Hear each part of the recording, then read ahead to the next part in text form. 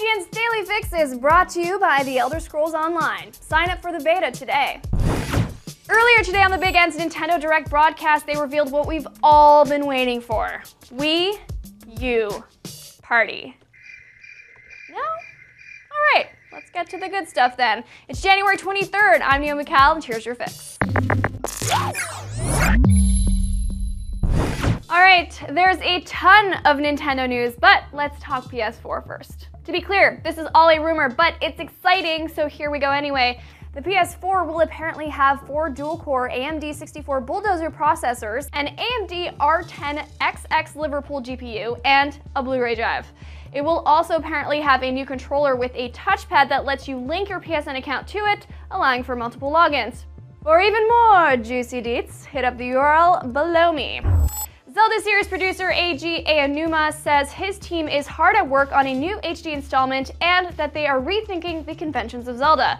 The tech demo you're looking at is from E3 2 years ago, but the new game will apparently feature a different and all-new style. And speaking of style, an HD remake of Wind Waker was announced that looks much smoother and more detailed than before. It will have gamepad and Miiverse integration as well as slightly reworked gameplay. Best of all, you could be playing it in just a few months. Wind Waker's HD remake is scheduled to launch in 2013.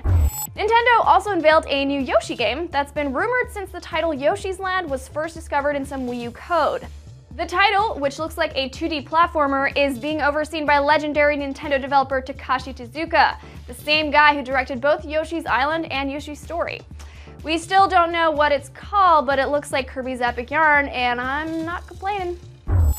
By far the biggest surprise out of all this Nintendo news was a crossover title. Atlus and Intelligent Systems are working on a crossover project for Wii U featuring the characters of the Fire Emblem and Shin Megami Tensei franchises.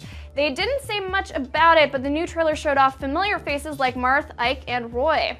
Perhaps even more interesting is that Nintendo says they plan to partner with more companies like Atlus in the future.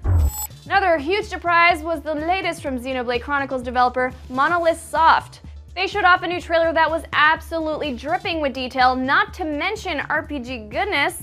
It looks a lot like Xenoblade, only grittier and in HD, and there may even be a hint at multiplayer. You can see that glorious footage at the URL below.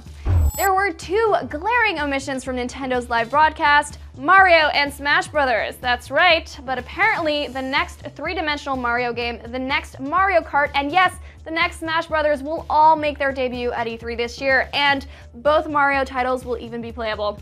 That should be one heck of a show.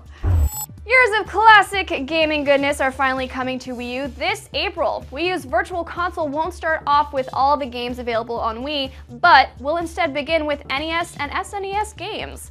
Prices will be about the same as they were on Wii, ranging from $5 to $9, but if you already own it on Wii, you can get NES games for $1 and SNES titles for $1.50. The system is also getting an update that will improve load times and allow Miiverse users to create their own communities.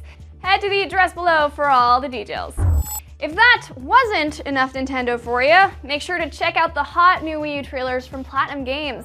Bayonetta 2 received a developer trailer that claims the whole game will be on the scope of a final boss, and Wonderful 101 still pretty much looks wonderful.